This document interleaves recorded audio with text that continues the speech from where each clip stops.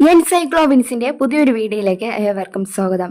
വീടുകളിൽ പാചകത്തിന് Indian oil, HP gas, Bharat gas തുടങ്ങിയ കമ്പനികളുടെ LPG ഗ്യാസ് സിലിണ്ടർ ഉപയോഗിക്കുന്നവർ എല്ലാവരും അറിഞ്ഞിരിക്കേണ്ട വളരെ പ്രധാനപ്പെട്ട അറിയിപ്പുകളാണ് ഈ വീഡിയോയിലൂടെ വിശദീകരിക്കുന്നത്.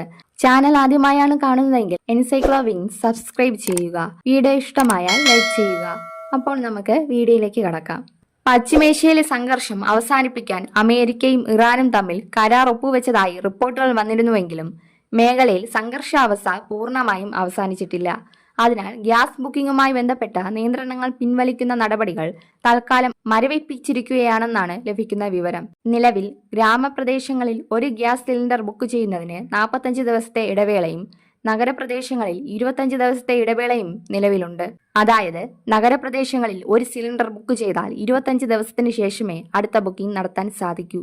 അതോടൊപ്പം പ്രധാനമന്ത്രി ഉജ്ജ്വല യോജന പദ്ധതിയുടെ ഭാഗമായി സബ്സിഡി ലഭിക്കുന്ന ഗുണഭോക്താക്കൾക്ക് വർഷത്തിൽ ലഭിച്ചിരുന്ന സബ്സിഡിയുള്ള സിലിണ്ടറുകളുടെ എണ്ണം 9 നിന്ന് 4 കുറച്ചിരുന്നു. നിലവിലെ സാഹചര്യത്തിൽ ഇതിലും ഉടൻ മാറ്റമുണ്ടാകാൻ സാധ്യത കുറവാണ്. ഇനി എല്ലാ LPG ഉപഭോക്താക്കളും അറിഞ്ഞിരിക്കേണ്ട മറ്റൊരു പ്രധാനപ്പെട്ട കാര്യത്തിലേക്ക് വരാം. Indian oil, HP gas, Bharat gas തുടങ്ങിയ കമ്പനികളുടെ അംഗീകൃത ടെക്നീഷ്യന്മാർ വീടുകളിൽ നേരിട്ടെത്തി സുരക്ഷാ പരിശോധനകൾ നടത്തുകയാണ്.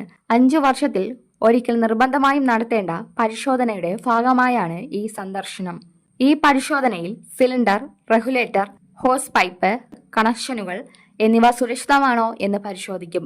ഉപഭോക്താക്കൾ പരിശോധനയ്ക്കായി എത്തുന്ന ടെക്നീഷ്യന്മാരുമായി പൂർണ്ണമായും സഹകരിക്കേണ്ടതാണ്. പരിശോധന പൂർത്തിയായ ശേഷം ഉപകരണങ്ങളുടെ നിലവിലെ അവസ്ഥ വ്യക്തമാക്കുന്ന സർവീസ് റിപ്പോർട്ടുകൾ ഉപഭോക്താവിന് നൽകും. എന്തെങ്കിലും തകരാറുകളോ കേടുപാടുകളോ കണ്ടെത്തിയാൽ അത് പരിഹരിക്കുന്നതിനുള്ള നിർദ്ദേശങ്ങളും നൽകുന്നതാണ്. റെഗുലേറ്ററോ ഹോസ് പൈപ്പോ മാറ്റേണ്ട സാഹചര്യമുണ്ടെങ്കിൽ ആവശ്യമായ പുതിയ ഉപകരണങ്ങൾ ടെക്നീഷ്യന്മാരുടെ കൈവശം ലഭ്യമായിരിക്കും.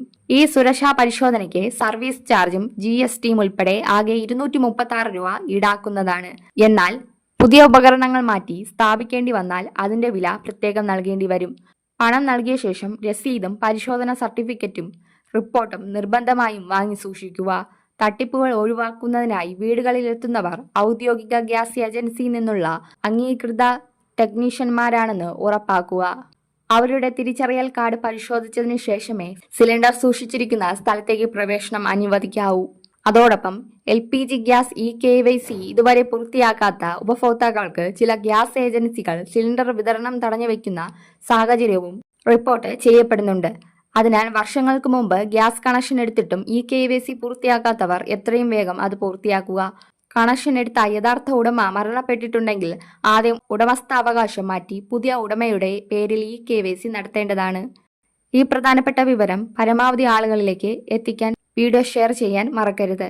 അപ്പോൾ പുതിയൊരു വാർത്തയുമായി വീണ്ടും കാണാം. അതുവരെ ഗുഡ് ബൈ.